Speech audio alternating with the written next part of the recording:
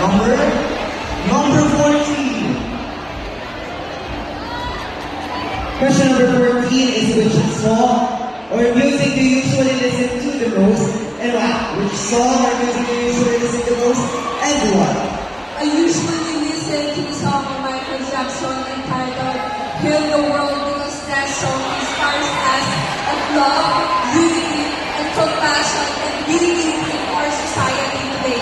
I really think if we listen to this song really well, we can understand that those qualities will enhance the world and we can create a better world for us.